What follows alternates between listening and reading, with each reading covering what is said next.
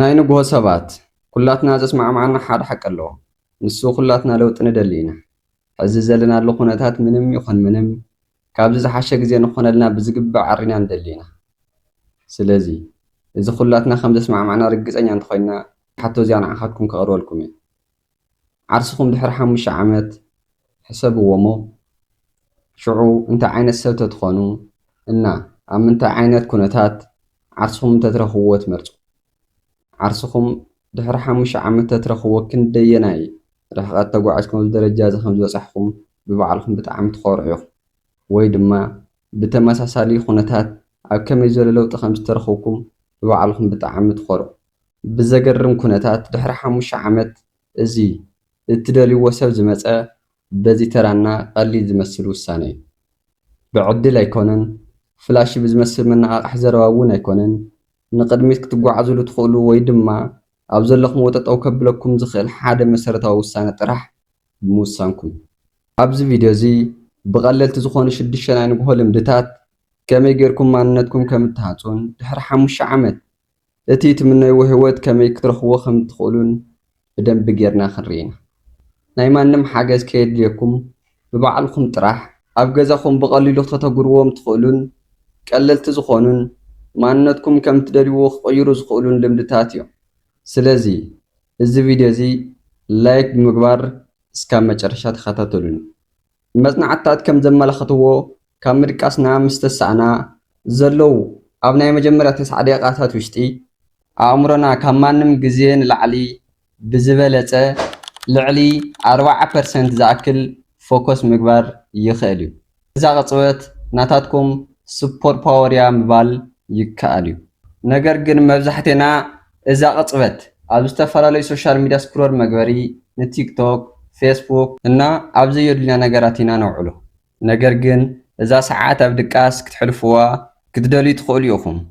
እዛ ናይ ንግሆ ናይ ኣላርም ደወል ኣብ ክንዲ ምትሳዕ ከይትርበሹ ነዚ ኣላርም ብዘጥፋእኹሞ ቁፅሪ ኣናእሽተይ ደቂቓታት ብድቃስ እንዳቐየርኩም ጥራሕ ኣይኮንኩምን። ናይ መጻኢ ህይወትኩም በብንእሽተይ እንዳቐነስኩም እንዳደብረኹምን ከም ዝኾነ ክትፈልጡ ኣለኩም። ኣብ ዓለም ተኣምረ ምስራሕ ዘለዉ ሰባት ማለት ንስኹም ኩሉ ግዜ ተድንቕዎም ሰባት ንግሆ ብሶሻል ሚድያ ስክሮል እንዳገበርኩም እትርእይዎም ዕውታት ሰባት ዝተፈለየ ኣስማተኛ ሓይሊ ስለ ዘለዎም እኮ ይኮነን ዕውታት ኮይኖም ጥዑም ኣብ ዝኾነ ኩነታት ኣየርን ኣብ ጎቦ ወፂኦም እውን ጸሎት ስለ ዝገብሩ ኣይኮነን። ዓብዪ ምስጢሮም ንግሆ ቶሎ ካብ ድቃሶም ስለ ዝለዓሉ እዩ። ናይ ኣላርም ድምፂ ስለ ዝፈትው እውን ኣይኮነን ንግሆ 11 ሰዓት ካብ ህራሶም ዝትስኡ። ነገር ግን እዚ ዝገብሩ ጸጥ ዝበለን ምቹው ሰዓት ስለ ዝኾነ እዩ። ዝርብሽ ስልኪ የለን፣ ኖቲፊኬሽን የለን፣ ቴክስቲ የለን፣ ዝጓየ ቆልዑት የለውን። ንጹህና ትኹረት ምግባር ዝምቹ ሰዓት ስለ ዝኾነ እዩ። ኣነ ዝዛረቦ ዘለኹ ዋና ጉዳይ ናይ ንግሆ ሰባት ምዃን ጥራሕ ዘይኮነስ ናይ ኣእምሮ ጉልበት ስለ ምቁጣብ እዩ።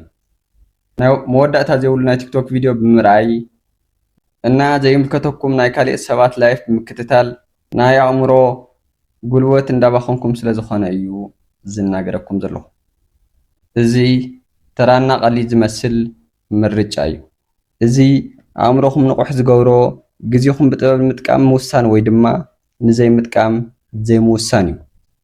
ድሕሪ 5 ዓመት እትደልይዎ ህይወት ንምንባር ምውሳን እና ንምንታይ ኣብ ዘለዎ ብዘይለውጢ ቀጢሉ ኣብ ዘለዎ ቀሪዩ ኢልካ ንምውሳን ምኽንያት እዚ እዩ። ብፍላጥ ይኹን ብዘይፍላጥ ብዝተፈላለዩ ምኽንያታት ንግሆኹም ብድቃስ ይኹን ብኻሊእ ምኽንያት ክትሕልፍዎ ትደልዩ ብዙሓት ሰባት ክትህልው ትኽእሉ ኢኹም። ኣነ ንዓኹም ከም ሓደ ኣሰልቻዊ ናይ ኣካል ጥንካረ መምህር ዝበለፀ ስርሑ እንዳበልኩ ዓውዓው ክብለልኩም ኣይመፀኹን። ብዘደንግፅ ድምፂ ዌክ ኣፕ ክብለኩም እውን ኣይመፀኹን። ከሰልጥነኩም እውን ኣይመፀኹን። ግን ግዜ ከመይ ብጥበብ ምጥቃም ከም ዘለኩም ከርእየኩም ግን ይደልየ። ምክንያቱ እዚ መንገዲ ሙሉእ ንሙሉእ ጌም ቸንጀር ስለ ዝኾነ ንግሆ 11 ሰዓት ብምትሳእ 1 ሰዓት ጥራሕ ንባዕልኩም ተወሲድኩም ካብ ምድቃሶም ዘይተስኡ ሙሉእ መዓልቲ ስክሮል እንዳገበሩ ምስ ዝውዕሉ ሰባትን ንምንታይ ደኺሙኒ ኢሎም ንምንታይ ደኽምን ኢሎም ካብ ዝግረሙ ሰባትን ሙሉእ ንሙሉእ ንድሕሪት ተረፉ ሰባትን ክትኮና ይትኽእሉ። ተመልከቱ፣ እቲ ሓቂ እዚ እዩ። ካብ ምድቃስኩም ክትስኡ ከለኹም እዛ ናይ መጀመርታ ሰዓት ሞርኒንግ ታይም ጥራሕ ኣይኮነትን፣ ናይ ኣእምሮ መጀመርታ ወይ ድማ ላውንች ፓድ እያ። ኣእምሮኹም ብዶፓሚን ዝተመልአ እዩ። ጽቡቕ ስምዒት ክስማዓኩም እና ትኹረት ንኽትገብሩ ዝገብር ኬሚካል እዩ። ብተመሳሳሊ ካርቲዞል ሆርሞን ካብ ድቃስኩም ንምንቃሕ እና ልክዕ ባትሪ ዝወድእ ስልኪ ካብ ምዃን ወፂኹም ንምንቅስቓስ ክትዘጋጀው ዘኽእለኩም ብቑዕ ሓይሊ ይረክበሎ ማለት እዩ። እዞም ፓወርፉል ዝኾኑ ናይ ኣእምሮ ኬሚካላት ብኣግባቡ እንድሕር ተጠቒምኩምሎም ኣእምሮኹም ፍሎው ኒውሮፕላስቲክሲቲ ኣብ ዝበሃል ደረጃ ይበጽሕ። እንታይ ማለት እዩ እንድሕር ዳ ኢልኩም ብቐሊል ኣዘራርባ ኣእምሮኹም ኣብዚ ሰዓት እዚ ልክዕ ከም ዝረስሐ ሲሚንቶ ይኸውን። ዝኾነ ይኹን ትሰርሕዎ ነገር ብዝግባእ ይረጋጋእ። እንደውም ጥልቂ ዝኾነ ትኹረት ንምግባርን ብፍጥነት ንምምሃርን እና ንምምሕያሽን ብጣዕሚ ኣብ ጽቡቕ ኩነታት ይርከበሎ ማለት እዩ። ድሕሪ ግዜ በብመዓልቲ ትወስድዋ እዛ ሓንቲ ናይ ትኹረት ሰዓት ኣብ 5 ዓመታት ውሽጢ ብኣሽሓት ዝቑጸሩ ሰዓታት ትኸውነላ ማለት እዩ። ካልኦት ግዚኦም ብምዃን ተጸሚዶም እንዳሃለዉ ንስኹም ናይ መጻኢ ህይወትኩም ዝሃነጽኩምሉ ብኣሽሓት ዝቑጸር ሰዓታት ማለት እዩ። ነገር ግን ካብዚ ብተጻራሪ እንድሕር ኮይኑ ኣእምሮኹም ናይ ምዝንጋዕ ልምድታት ንኽሃንጽ እንዳገበርኩም ትኸዱ ኣለኹም ማለት እዩ። ስለዚ ንጉሕ 11 ሰዓት ተሲኢኹም እቲ ሓንቲ ሰዓት ነዞም ዝስዕቡ 6 ነገራት ብቐደም ሰዓብ እንተጌርኩሞም ምናልባት ድሕሪ 5 ዓመት ክትኮንዎ እትምነይዎ ሰብ ንምብጻሕ መንገዲ ይኸፍተልኩም ኣለዎ ማለት እዩ። ናይ መጀመርታ ተግባር ጸሎት መዓልትኹም ምስ ፈጣሪ ብምርኻብ ምጅማር ብጣዕሚ ወሳኒ ነገር እዩ።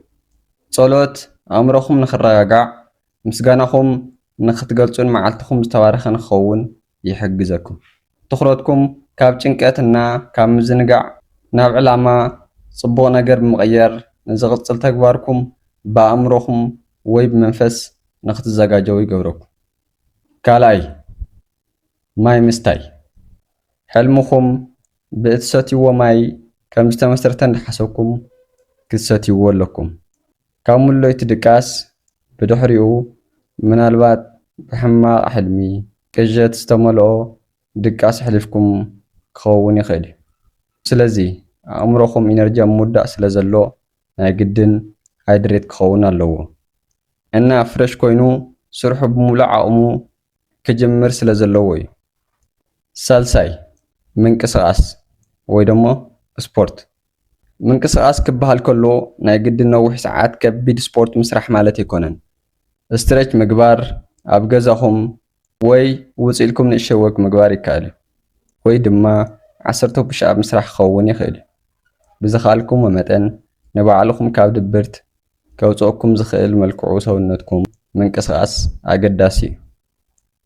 ምንቅስቓስ ጥንቻኹም ከምኡውን ኣእምሮኹም ንኽነቓሕ ንስራሕ ድሉው ንክኸውንን ኣዝዩ ኣገዳሲ እዩ። ራብዓይ ናይ መዓልትኹም ሓደ ጎል ምውፃእ። ሎማዓንቲ እንታይ ኢኹም ተሳኽዑ ትደልዩ? ኣብ 10-20 ነገራት እንዳጉያኻ ምዓል ምንም ትርጉም የብሉን። ነዛ መዓልቲ ሓደ ዝተወሰነና ኣገዳሲ እትብልዎ ሓደ ዕዮ ጥራሕ ምረፁ። ነዊሕ ዝርዝር ወይ ድማ ከቢድ እቅድ ኣይኮነን። ኣብ ሓደ ዕዮ ጥራሕ ትኹረት ብምግባር ኩሉ ጉልበትኩምን ጥንካረኹምን ንዕኡ ብምስኻዕ ንኽትጥቀምሉ ይሕግዘኩም ኣሎ ማለት እዩ።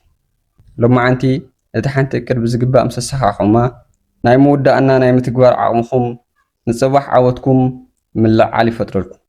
ሓምሻይ ንእሽተይ ምምሃር ንዝተወሰኑ ደቓይቕ ሓደሽትን ጠቐምትን ዝኾኑ ፍልጠት ኣብ ምእካብ ሕልፍ። እዚ ማለት ካብ ሓደ ጽቡቕ እትብሎ መጽሓፍ 5 ገጻት ብምንባብ ጽቡቕ እትብሎ ትምህርታዊ ቪድዮ ብምርኣይ ወይ ድማ ጥልቂ ግንዛቤ ዘለዎ ፖድካስት ክኸውን ይኽእል።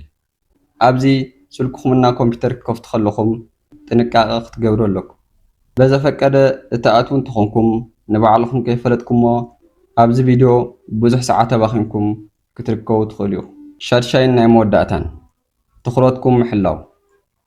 እዚ ግዜ እዚ ንዓኹም سوبر باور سلازي ማንም ክወስደልኩምና ክሕድገኩም ኣይግባን ኣብ ማሕበራዊ ሚድያ ስቂልኩም ምፍጣጥ ኢሜልኩም ብተደጋጋሚ ምርኣይ ወይ ቴክስት ምልኣኽ ፈፂምኩም ክትገድፍዎ ዝግበአኩም ተግባር እዩ ትኹረትኩም ከም ክባር ንብረትኩም ክትሕልውዎ ኣለኩም እምበኣርከስ ኣብዚ እዞም ነገራት ከመይ ናታትኩም ህይወት ምቕያር ከም ዝኽእሉ ምፍላጥ ኣገዳሲ እዩ እዚ ሰዓት ስቂሉ ናይ ንግሆ ልምዲ ብቻ ኣይኮነን ዝነግረኩም ዘለኹ ማንነት ስለምህናጽ እዩ ማንም ኣብ ዘይርእኩም ግዜ እትገብርዎ ማንነት ናይ ምህናጽ ምንቅስቓስ እዩ ምንም እንኳ አስቸጋሪ ተኾነ ካብ ዓራትኩም ወፂኹም ኢንቴንሽናሊ ሕድሕድ ሰዓት ኣብ ጥቕሚ ዘውዓልኩሞ ግዜ ናብ ራእይኩም ዝወስደኩም ምርጫ እንዳወሰንኩም እዚ ተግባር ህይወትኩም እትሃንጽሉ ብቀዋሚና ብተደጋጋሚ ተግባር እዩ እምበር ብሓሳብና ቃል ብምእታው ጥራሕ ኣይኮነን ሕሰብዎ ኣብ መዓልቲ ሓደ ትኹረት ዝተመልኦ ሰዓት ኣብ ሓደ ዓመት ውሽጢ 365 ሰዓታት ይኸውን ኣሎ ማለት እዩ እዚ ማለት 15 ዘይተሸራርፈ መዓልታት ወይ ድማ ሙሉእ 2 ሰሙናት ይኸውን ኣሎ ማለት እዩ ሙሉእ 2 ሰሙናት ብዘይ ምቁርራጽ ምርጢ ማንነትኩም ንምዃን ጠንኪርኩም እንዳስራሕኩም እትሕልፍዎ ግዜ ማለት እዩ እዚ ናብ 5 ዓመት ቀይርዎ እሞ ኣብ ባዕልኹም ካልኣይ ዲግሪ ወይ ድማ ማስተር ከም ዝረኸብኩም ትቆፅርዎ ትኽእሉ ኢኹም ብኔትፍሊክስ ፊልሞም እንዳረኣዩ ወይ ድማ ሰላም ተስፋይ እንታይ ዓይነት ሜክኣፕ ጌራ ብኢንስታግራም ፎቶ ለቂቓ ኢሎም ክከራኸሩ ከለዉ ወይ ድማ እዞም ናይ ቲክቶክ ፍልጣት ሰባት ሎማዓንቲ እንታይ ዓይነት ድራር በሊዖም ኢሎም ብኣጠቓላሊ ግዜኦም ኣብ ናይ ባዕሎም ህይወት ዘይኮነስ ኣብ ናይ ካልኦት ሰባት ኣብ ናይ ባዕሎም ህይወት ምንም ጥቕሚ ኣብ ዘይብሉ ነገር ግዜኦም ከጥፍእዎ ከለዉ ንስኹም ግን ናይ ቀጻሊ ህይወትኩም ኣብ ምህናጽ ተጸሚድኩም ኣለኹም ማለት እዩ እዚ ህይወትኩም ክኸውን ዝግብኦ ቀጻሊ ጉዕዞ ናታትኩም ጽባሕ ንግሆ ናብ እትደልይዎ ህይወት ዝወስደኩም ናይ መጀመርያ ጉዕዞ ይኸውን ዶ ወይ ድማ ስቂልኩም እትሕልፍዎ ከም ማንም ካሊእ መዓልቲ ይኸውን እስኪ ኣብ ኮመንት ሴክሽን ጽባሕ እትወስድዎ ሓደ ስጉም ትጽሓፍለይ ናይ ሎማዓንቲ ቪድዮ እዚ ይመስል እዚ ቪድዮ እንድሕር ዳኣ ፈቲኹሞ ላይክ ምግባር ቅንዕናኹም መሪዩኒ